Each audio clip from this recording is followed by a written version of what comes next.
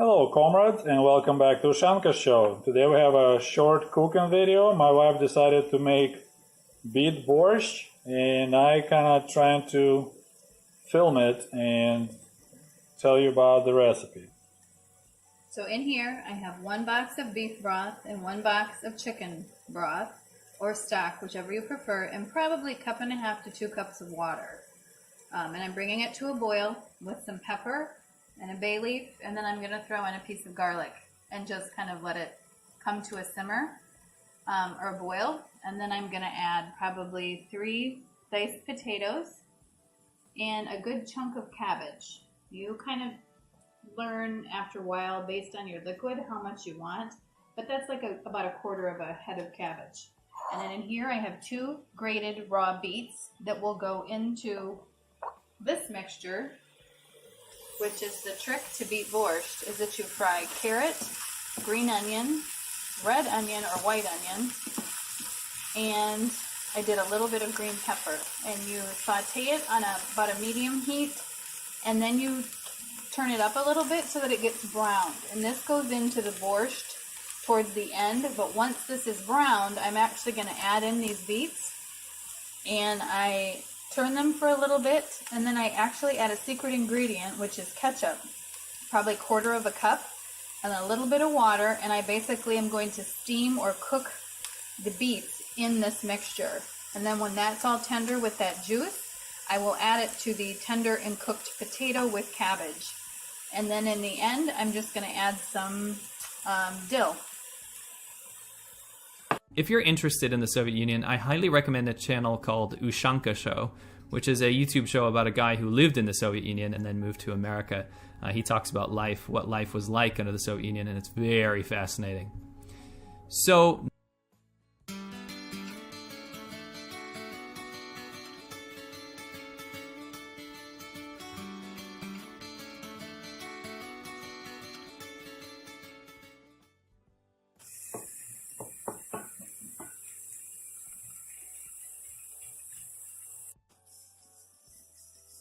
Now back home in Ukraine and Russia and Soviet Union, we didn't have broth available. I don't think so. Usually people just buy a chunk of meat and you boil it for about 3 hours. So if you want a real authentic Ukrainian borscht, you need to find some old cow, because we didn't raise cows for beef. They only killed old cows, and then you boil it for about 3 hours to make meat tender. And that's how you get the Russian broth. Now we call this zazharka, or I like to call it zazharachka. And to make the best flavor, if you add some lard, pig lard, that makes unique flavor. What adds nice flavor also to this zazharachka is sunflower oil. Now, you can buy it at Walmart. I was very surprised when I found it available.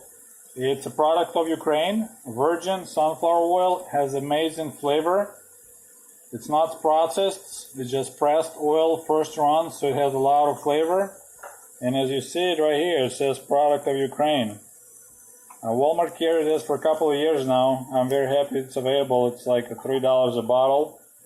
And it's very delicious. I also use that sunflower oil in my salads.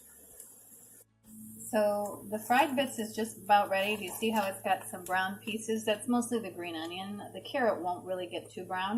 So now I'm ready to add my grated raw beets. And I did grate a little bit of carrot, so I'll add that as well. So we're going to add this in. And I'm basically stir it around.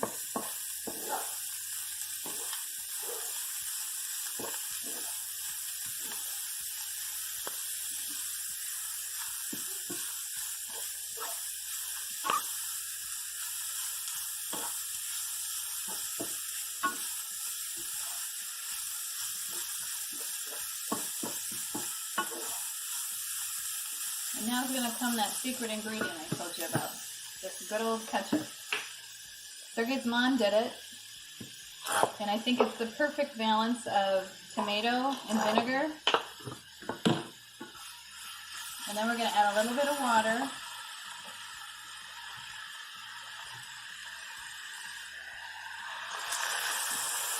And we're going to turn that heat down a little bit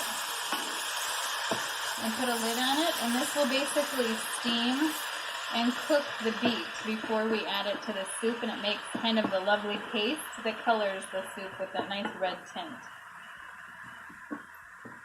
I brought it to a boil, and again I added some garlic, and this has pepper, probably 20 cranks of a hand cranked pepper, and then we did probably 3.5 potatoes just diced up, and a bay leaf. And I'm going to put this in. I did add some salt just so the potatoes aren't too bland.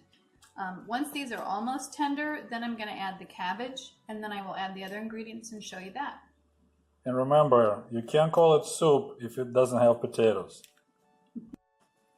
So I've had a lid on this after I put the ketchup and water in, and you'll see how it kind of gets nice and tender, and it kind of makes a little bit of a sauce. I'm going to add in, I think, just a hint more ketchup just to really beef it up. And then if Sergey will move over to the right, I've added the cabbage to the almost cooked potato pieces. And as soon as the cabbage is tender, then we will add the beet mixture and just kind of warm that up as well with this for flavor. And then I'm going to add in some fresh dill and fresh parsley. And then you taste it for seasoning and make sure you don't need to add any more salt or pepper, and that's pretty much it. Okay, so you can see that the cabbage is tender. It kind of changes color. And my beet mixture is perfect. So I'm going to add all of this in, and I'll show you another trick because you don't want to miss out on any of the good stuff that's in this frying pan. So I always add a little bit of the liquid and just kind of toss it around, get all that good stuff from the vegetables, and throw that in because there's actually a lot of flavor there. Зажарочка. Which I can't say. Okay. Now, we'll stir that up. You can see this is where you get your bright red color.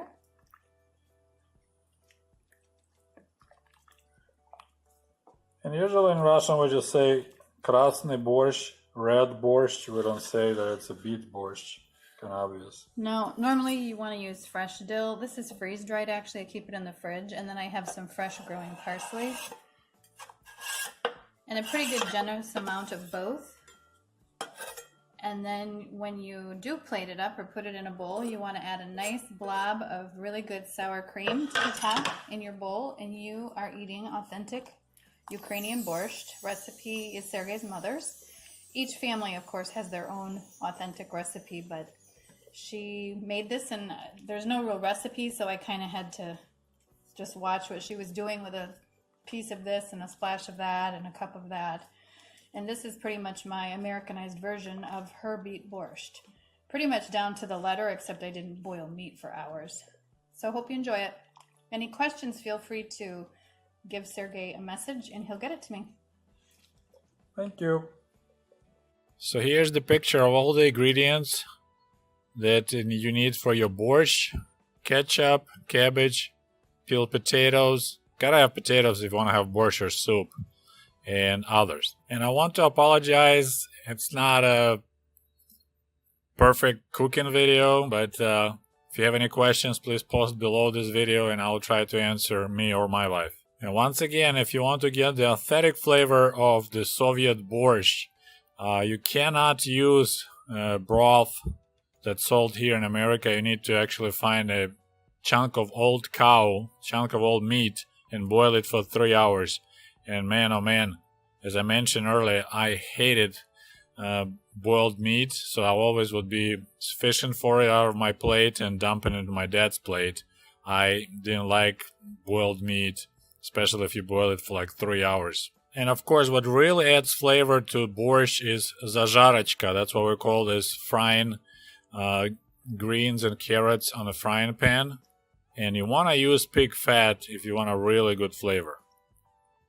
But my wife usually uses olive oil. And this is how your product, your borscht, should look like.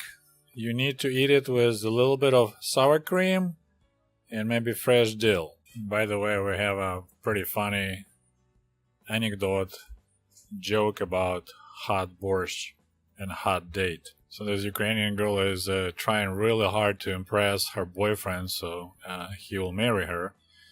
So when he came to her place, she cooked nice beet borscht, and they're having it, eating it together. And suddenly a girl leans forward, looks in the guy's eyes, and said, "You know, every time I see you, it's like burning in my chest." And a guy looks at her like, "Don't be silly. You just need to pull the tit out of the borscht."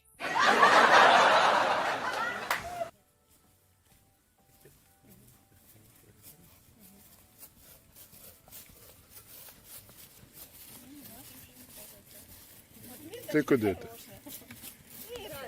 Здрасте.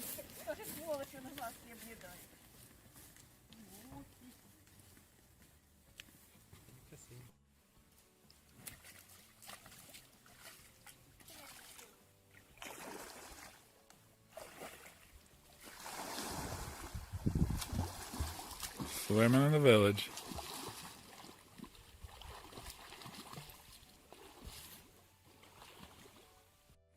We can try to snatch some milk. No.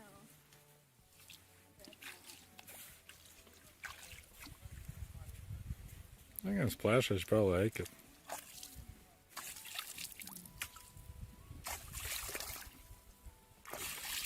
I want to get charged.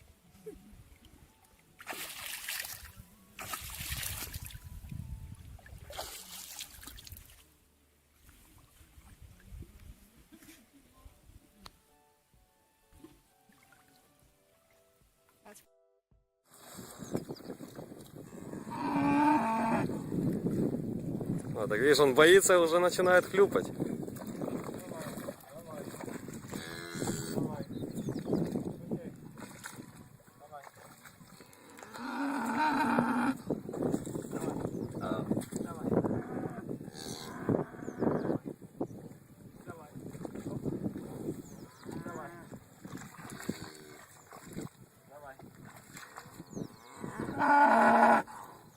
А может за лапы его передние там подхвати.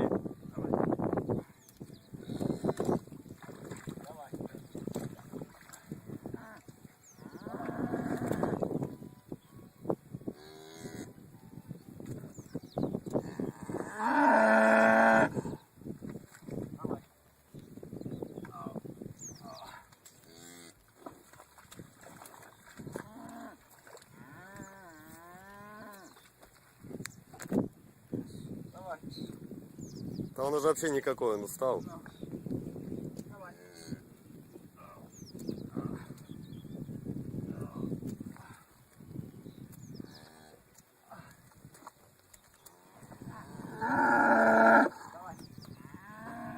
Да вытащи его уже на землю.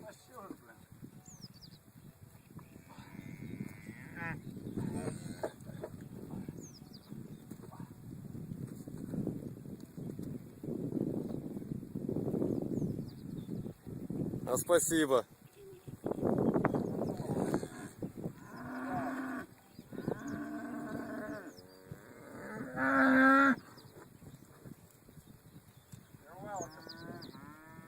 Жизнь в селе Жовить.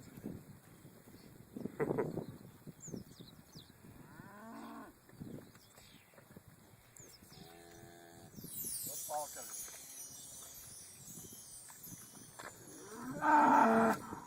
Пожалуйста, пожалуйста. Это. Мама, тетя, да. О, смотри, побрел. Пошел? Да, встал. О. Пожалуйста.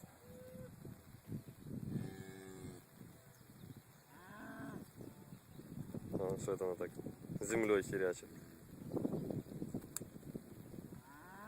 Ясно, целая компания за ним ухаживает. Да. Тебе, наверное, придется мои кроссовки нести некоторое время. Спасение коров – дело каждого советского пионера.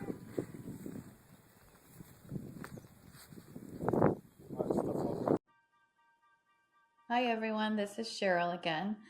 Sergey asked me to show you split pea soup, and split pea soup in Ukraine is actually yellow peas. They're milder. They don't have quite that kind of pea flavor that those of us that live in the States remember, the green pea. And then he was at the grocery one day and actually found these little soup packets. I think they're in the German section of our grocery store, but it's a US company and it's just called split pea with seasoning mix. And so now I use these. So one packet is 5 cups of broth or water, and then I add some other things which I'll kind of show you, which make it more of a Ukrainian style soup. Okay, so the soup calls for 5 cups of water. I'm actually going to throw in a few tablespoons of the roasted chicken, better than bouillon. I like it a lot. It stays in the refrigerator. You do have to bring the water to a boil for it to dissolve, but that's easy enough to do. And if you have broth in a container, then I suggest do that as well. And then I'm also going to dice up 1 potato to boil. And then in Ukraine and Russia, their soups, they actually do something that we in the US don't normally do. And they make something called Зажарочка. And it's fried bits. It's usually green onion, regular onion, little bits of carrot, sometimes mushrooms, sometimes a chopped up tomato. And they fry those until they get crispy bits, and then those get added into the soup kind of at the very end. So it gives it more flavor. And I tend to use the actual sunflower oil that comes in a container that's from Ukraine. It's very yellow. It's not too filtered, so it has quite the sunflower flavor, which is kind of something that they enjoy. So then I'll show you kind of how I throw it all together.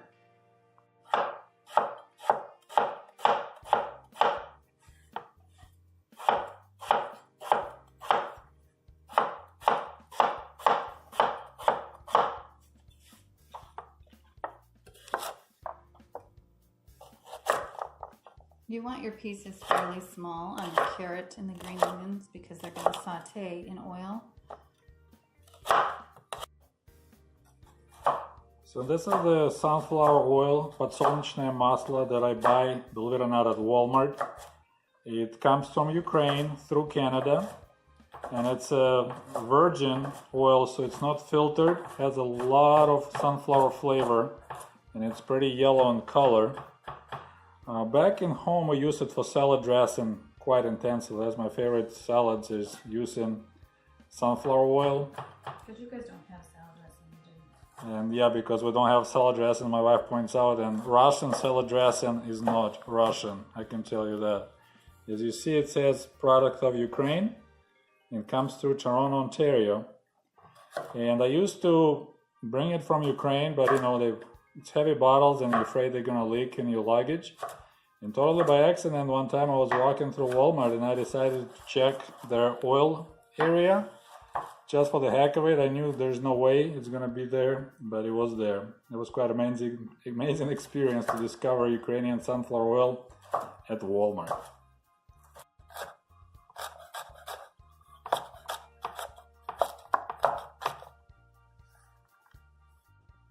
Okay, so I just wanted to show you how small I basically mince the carrot. And the green onion, I kind of slice it down the center and then I chop it. And this was probably 4 or 5, and this was 2 good-sized carrots, or medium to small. And then potatoes, totally your preference. These are not the smallest pieces, but this is just how I do it. So once the water boils, we're going to add our broth, and then we're going to simmer the peas for a while before we add the potato. And I'll just kind of show you how to go about it. So now I'm going to show you how to go about making the Зажарочка. which is the fried bits that are going to go in the soup at the end. Now the soup takes approximately, they say, about an hour. I don't think it quite takes that long. So again, here's our sunflower oil, and as you can see, I've done a pretty generous amount. Then I'm going to warm it up, and as it starts to heat up, I'm going to add the carrot and onion and saute it over about a medium heat, and it takes quite a while because I want the carrot to soften, but then I also want everything to get a little bit brown. And I'll show you the process in the middle and then at the end. Okay, water's boiling. I'm going to add a pretty good scoop of this. Usually do 1 teaspoon per cup of water. I don't want it to be too overly chicken based, so probably a good tablespoon's going in. And then once this dissolves, then I will add the soup base. Now this does have a flavor packet, which Sergey and I will put in the video so that you can figure out if you want to purchase it or just get your own split yellow and green peas. It looks like all that they have in here really is maybe some type of a thickening agent, both kinds of peas, little cornstarch, onions, sugar, yeast extract, canola oil, celery seed, sodium bicarb, and white pepper. So not really overly necessary, but if you can find it, we just found that it adds a really nice flavor.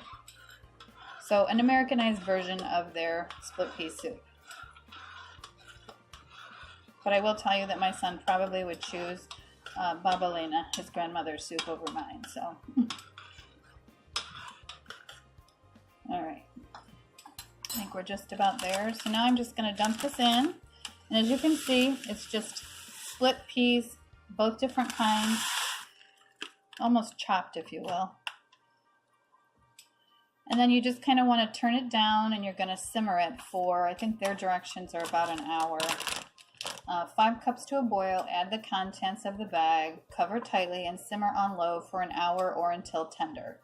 And then you season. They have a packet of that seasoning. You can add the last 10 minutes of cooking. You can also add chicken or meat.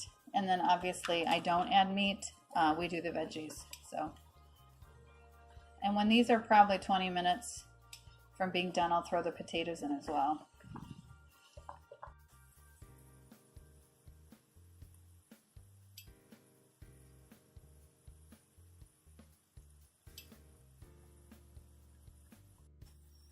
Okay, I just wanted to show you that our Зажарочка. is coming along nicely. So again, this was the carrot and the green onion, and I put it in a decent amount of the sunflower oil, and it's probably been in here for, I don't know, maybe close to 10 minutes. So just kind of a medium heat, and you just want to keep stirring it. But you can see what I mean by it starts to get little brown bits, and this is what we want. So this is almost there, but I even wanted a little bit more brown for flavor. Not burnt, but nicely browned. And then, of course, the carrot pieces will be tender. So, but this is about there. And in Ukraine, quite often we add pieces of lard, pork fat, salo, and it makes it even better. It has a little crunchy pieces of like bacon type of stuff. So again, you could add a little bit of meat, pancetta, bacon. So the soup has been on kind of a lower heat, basically simmering for 20 minutes maybe not even quite that long. Still has a way to go, but you just kind of keep checking it, and as this gets nice and soft, your peas, then we're going to add our potato, and so about an hour roughly they recommend. I guess it would depend on how low you go. So lid on, make heavy stock pot, and you just kind of let it go and check it every 10-15 minutes. Okay, so the peas are nice and tender, so I've added the potato. I'm going to turn the heat up a little bit. And I'm also going to add in the little spice packet that came with. And again, I don't think there's a lot in here. It's mostly pepper, a little thickening agent. And if the soup gets too thick, I'll actually add some water to it because Sergey prefers a broth soup. So all you need to do is just keep cooking until the potatoes are tender, and then I'll add in the Зажарочка. and I'll show you the finished product. Okay, so the pea soup is basically ready. Potatoes are almost tender, so I'm going to add in our crispy bits here. It's called зажарочка. And you just kind of throw them in at the last minute and then let their flavor kind of meld with the pea soup. And honestly, it's kind of a game changer. I do this for most soups now, so it was a really great tip. And then you can see in Ukraine, in season, they do add a lot of fresh herbs, so you could add fresh dill if you wanted to. I don't happen to have any, but you certainly can if you have any on hand. And that is your pea soup. Hello, it's just Cheryl again. It's spring, and so we have decided to show you how we make our green borscht, which is made with sorrel. Щавель in Russian. Alright, so here you're looking at щавель, or they say in English sorrel. It grows in our garden box, but back in Ukraine, it was just growing wild. Usually my grandma will send me to the end of the garden where I had a little meadow when it grew hay. I guess sorrel doesn't like thick grass, prefer the grass was regularly cut down, and that's how I would harvest sorrel. You can eat it raw. It has a nice tart flavor, kind of, I would say spicy. Has nice tartness to it. Probably has a lot of vitamins. It was like one of the snacks when you're somewhere out there, you want to snack on something, you just find some sorrel, you eat it, and that's what we use for sorrel borscht. Shovel.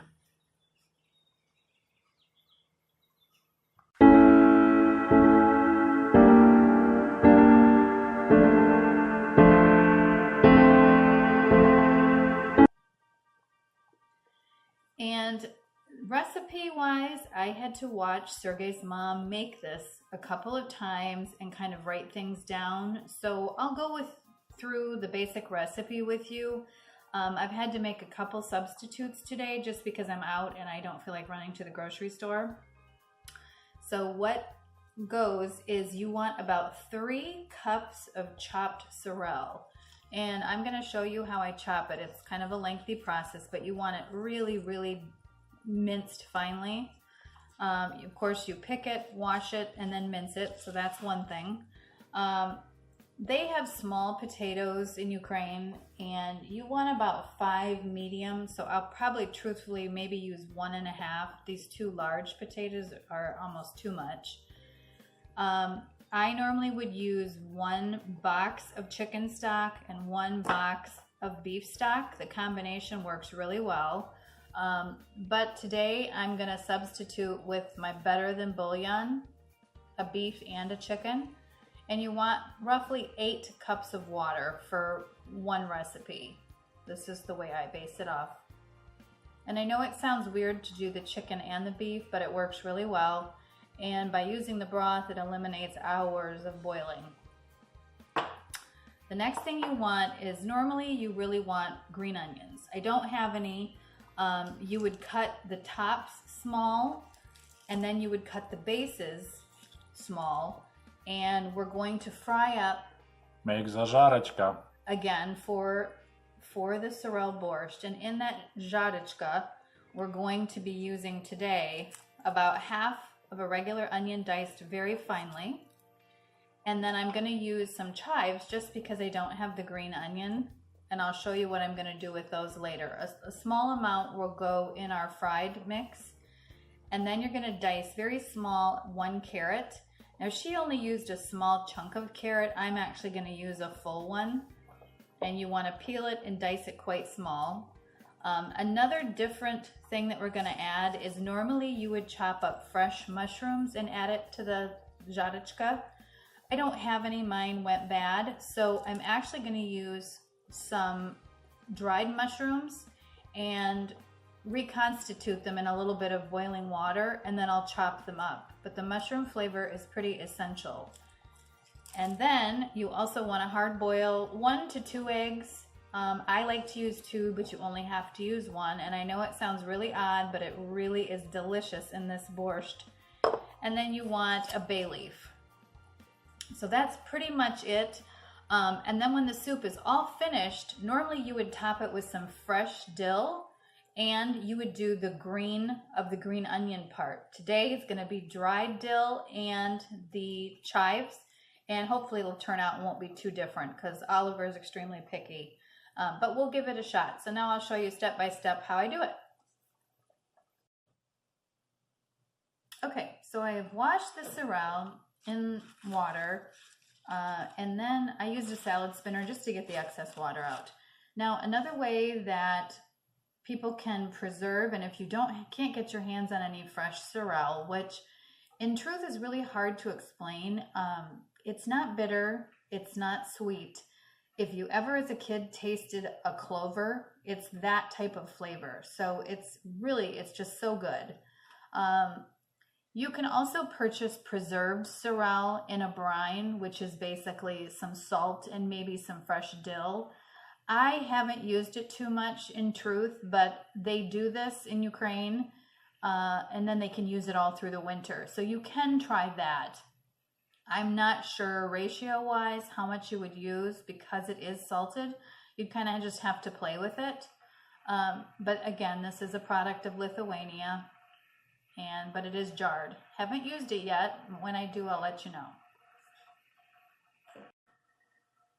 Okay, I thought I'd show you how I chop the sorrel. So get it laying as one way as possible, and usually you want to take off the stems if there's any long ones. Sergey did a pretty good job when picking it. And then all you want to do is you just start at one end, bunch it together like you would to make a chiffonade, and you're just going to keep going back and forth until you get it nicely chopped.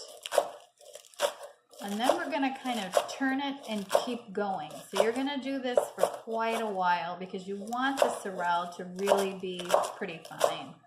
You don't want any large chunks of it. You can substitute a little bit of fresh spinach with sorrel if you feel like maybe you don't have quite enough.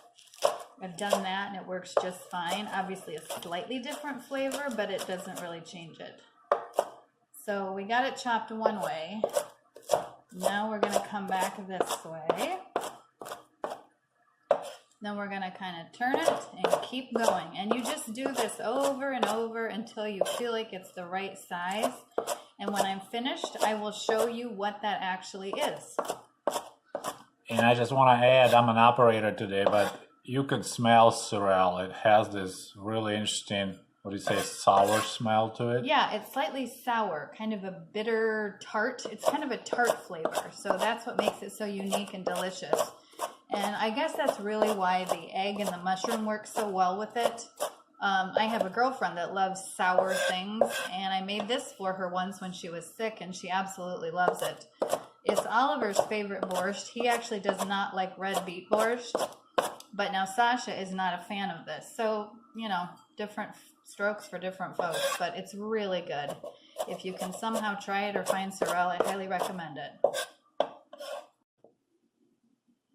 So you'll see how I'm getting it pretty finely chopped, and I really have just gone back and forth, turned it, chopped some more, so you get the idea.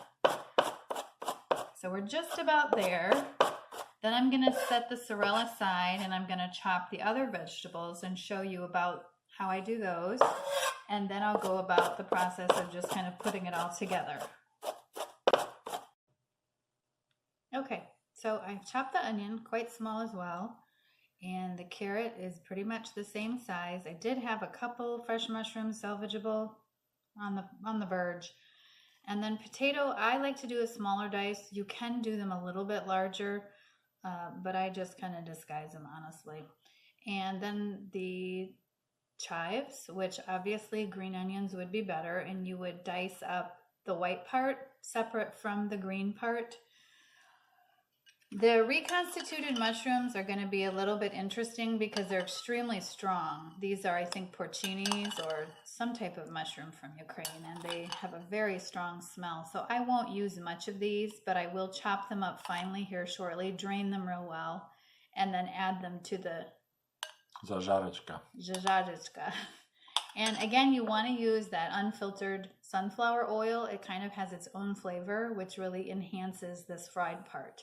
So I'll show you once we get going, and we'll see how it comes together.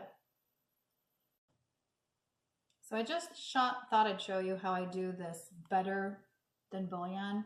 So I've got 4 cups of roughly boiling water, and for each teaspoon of this is supposed to constitute a cup. So obviously just a big old heaping spoonful, and this is probably closer to a tablespoon. And then I'm going to do the same thing with the chicken. And then later I'm going to add this to my pot. I'm going to add 4 more cups of just regular tap water. And then I'll adjust for seasoning once I bring it to a boil. So that's as easy as that. Okay, so we are putting our onion and our carrot and our little bit of fresh mushroom and then our reconstituted dried mushroom. So get this all in here. And again, you want to saute it on medium heat for a while and then turn it up because you really do want it to get some dark. I am also adding the chives for color. And then if you look over here, I have the broth and the water all ready to go. Now, ignore the oil slick. I think I poured oil in that pan too while I was talking, not thinking.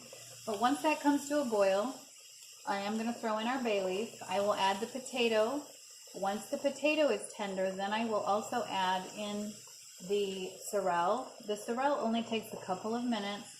So once I add that, it all goes pretty quickly, and we'll show you as we go. But again, here's the Zажарочка. and we're just going to saute this for a bit until we have some nice color on it. And the carrot is quite tender. Yum, yum.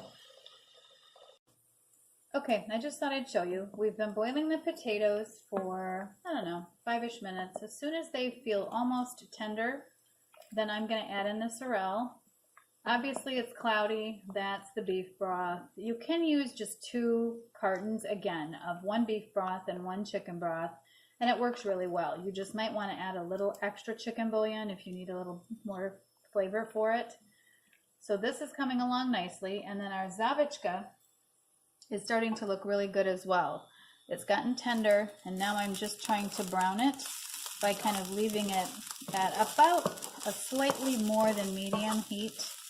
And I may turn it up just a little bit just to really get some of it crispy. Then once this is done and the sorrel has cooked, I will add this in, and then I will top the soup in the very end with the boiled eggs. I've chopped them quite finely, and then normally it would be green onion tops that were diced, and then fresh dill, which I'm using dried. So it should still be good, just slightly different than my normal recipe. I just thought I would show you my horrible handwriting and this scribbled note, and I didn't even spell sorrel right, probably not even borscht.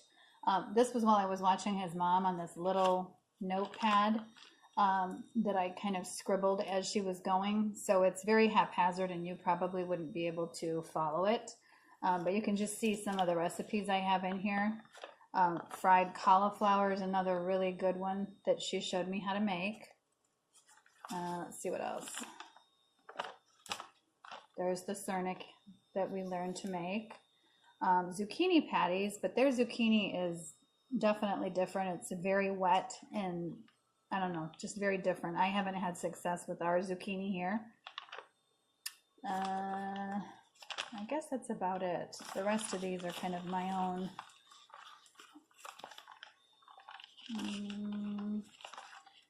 Her pierogi, which I don't even think is hers actually. Compote, which I don't like. It's kind of like a homemade juice, but it gets pretty chunky, and they like that a lot. They drink it actually quite a lot. Yum, yum. And I think that's about it. Gosh, this is a mess. Yeah, that's about it.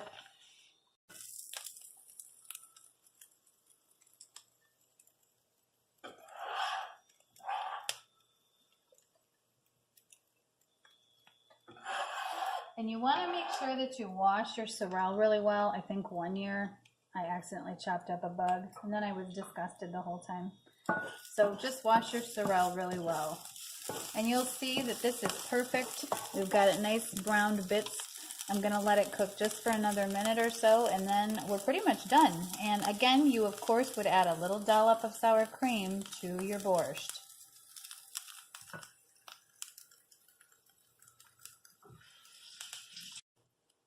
Okay, so soup is ready.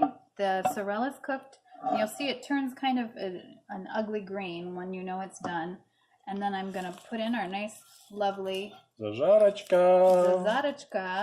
And then sometimes this pan doesn't really stick at all, but there is still flavor in it. So I use a little bit of the broth and I clean the pan because I want every bit of that flavor from the oil and the frying.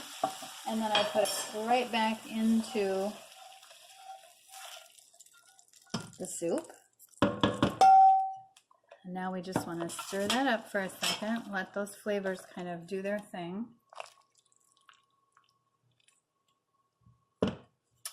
And then what we do last is we put in the hard-boiled egg, the green onion top, and the fresh dill, and in our case, dried dill. And then basically your soup is done. You don't really need to cook it after this. This is the last step, and it's just ready to go. So I'm going to turn the heat off. And see how pretty that is? Absolutely gorgeous. And then I'll show you, we're going to plate up a bowl, but you can see the potatoes and the carrot, the zazarishka, and the egg. And that's it. That's your green Sorrel borscht, and it's really different, but it is extremely delicious. Also, I almost forgot, you do need to add a little salt depending on how salty the broth is that you've used. Mine wasn't too salty, so I am going to add, I don't know, maybe a teaspoon. And of course, less is better, and just add it to your bowl if you need to. But don't forget, and some pepper. We added probably about a teaspoon of black pepper. You can do a sachet with whole peppercorns, but why bother? I just throw in some black pepper. Here's the finished product. Now, I am going to tell you that this is a lot darker than it would be normally. I think it was the dried mushrooms, and I probably overdid it on the beef broth. Ordinarily, it would be more of a clearish consistency. So, like I said, try using boxed chicken broth and or do your thing. And you just add some sour cream and stir it around, and don't forget to eat it with bread. Don't have bread if you eat soup. All right, so this is Shavlyovy Borscht, Sorrel Borscht, made in America with some American twist, and so far I truly enjoyed it. So I hope you enjoyed this video. If you liked it, don't forget to like it. Hello comrades, and welcome back to Ushanka Cooking Show. My name is Sergey, and today with my wife Sorrel, we're gonna show you some Russian cooking. In today's video, we're gonna show you how to make cheese pancakes using farmer's cheese, as we say in Russian, tvarog, similar to what my mom using here making blinis. Please let me know what you think in the comments area, and maybe I'll be able to convince my wife to make more cooking videos. And now, enjoy the show. Good morning. My name is Cheryl, and I'm Sergey's wife. Sergey asked me to make kind of a specialty to his family, and Russian and Ukrainian, called syrniki, which is basically a cottage cheese pancake. However, you don't really use cottage cheese. You use something in Ukraine called Tvarog, which I cannot pronounce, which is kind of a farmer's cheese. So it's a curd without any salt. We found this Lifeway farmer's cheese at our local grocery, and it works really well. It is more moist, with more liquid obviously, than what you would get if you were in Ukraine. Theirs is more the consistency of kind of a cross between feta and ricotta. I don't know how to explain it. And quite dry. But we've kind of adapted this for our family, and Sergey's mother would have kneaded this with a lot more flour for a very long time, which makes kind of a tough syrniki. I don't do that. I do a more fluffy one, and really just so delicious. What is highly recommended is in the end that you definitely put sour cream and a sprinkle of sugar on top. And I will get ready and show you how to make them. So we have about a pound of the farmer's cheese, which you can see here, that I've just dumped into a bowl. And then you want to take a fork and kind of break it up. Obviously, it doesn't break up real easily. Then to that, we're going to add a 1/4 cup of sugar, 2 eggs. I like to have them at room temperature, so I took them out of the refrigerator a little bit ago. And we, of course, use the good brown eggs. So they're going to make the syrnik just a little bit of a yellow tinge, which is fine. And then I need 1/2 teaspoon of baking powder. Now, when I was in Ukraine, they actually have a packet which I believe has powdered vanilla, maybe a little bit of baking powder, and maybe a little baking soda. So I have to kind of make it up. When you have recipes from there, it's a little bit of this and a little bit of that. So it's a little difficult to get the exact recipe. So I have taken to YouTube and recipe channels and Pinterest to kind of come up with my own version. And this is basically it. So that was half a teaspoon, a little less, of vanilla, half a teaspoon of baking powder. And then you want to have a cup of flour, but you're going to divide it. So about 3/4 of a cup goes in the actual mix. And then I save out about 1/4 of a cup that I'm going to dust the syrniki in before I fry them. And that's really important. So I'm going to pour that back into the bowl and I'll show you. And now we're just going to mix. And just mix this very thoroughly. It'll take a little bit of time and I'll show you once I get it all incorporated. Okay, so we have it all mixed. And as you can see, it's gotten, a bit stiffer. It's not really runny, it's not super thick, but it's just perfect. So about 3/4 of a cup of flour, again, to 2 eggs, 1 pound of farmer's cheese, 1/4 teaspoon or so of vanilla, half a teaspoon of baking powder, and that's pretty much all that you need. Now what I'm going to do is show you how I actually form them. Now Sergey's mother would have taken this out onto a floured board and kneaded it for a very long time with more flour, and to me it just seems ridiculous. This is Baba Lena's making syrniki. Да. Баба Лена робить сирники. That's how we're making a dough. And this is flour. And so once she was done, she would kind of form it into a log and then cut pieces and form the syrniki. What I do is I actually take a spoon and a fork and I would say kind of like a tablespoon or more. Now you can make these larger or smaller, obviously, to your liking. And I just put it in here, cover it in flour, and then I take my fingers, roll it around, and just kind of pat it out into the shape that I want.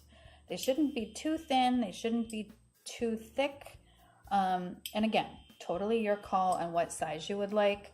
I think they usually do them a little bit larger than this, but I kind of like to keep them small. Then what I'm going to do is I'm going to just sprinkle a little bit of this on the counter. You can put down parchment or do it on a plate and just lay it there. They get pretty sticky. And what we're going to do is we're going to heat up the pan. And I'm sorry, our lighting under here is pretty lousy. So I'm going to do about a tablespoon of butter. And then just so that it doesn't burn, I'm going to do a little bit of vegetable or canola oil. And let the pan heat up. Basically about a medium heat. These take a little while. They say 2 to 3 minutes per side. I feel like it sometimes takes a little bit longer. But use your judgment on your stove. You can do medium to a slight medium high. If they brown too quickly, just turn it down. And we're making a mess here. Okay. And again, I just want to show you one more time. So a good scoop full of the dough right into the flour. Cover it nicely. And you really can't overflour them, which is weird, but true. And then form it into a nice round shape as best you can.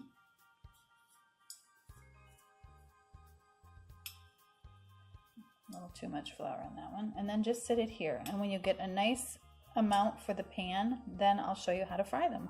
And we'll come back to it when I'm all done. Okay, so this is just one panful that I have done here. I have more dough, but I thought I would show you these. And remember, I heated up a little bit of butter and a little bit of oil in a pan. And now we're going to come over here and I'm going to place the syrniki in the pan.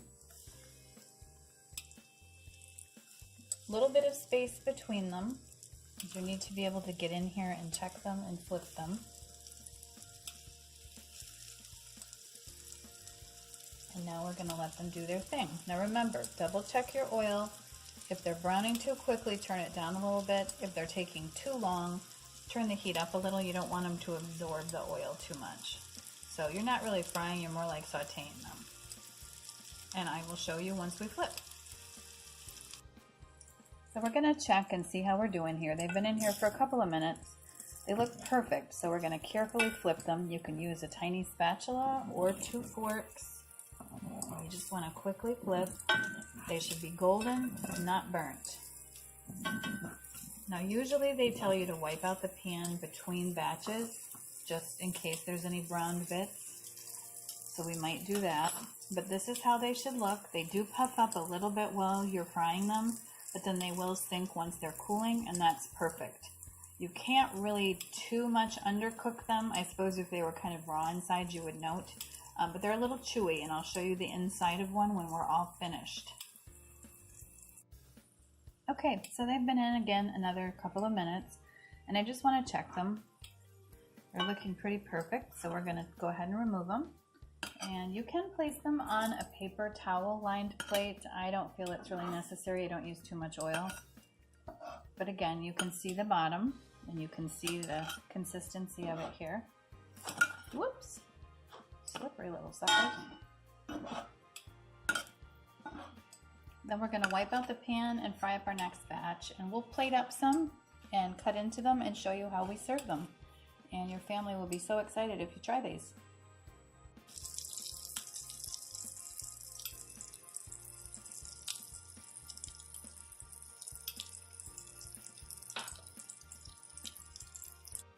Okay, so our syrniki are done.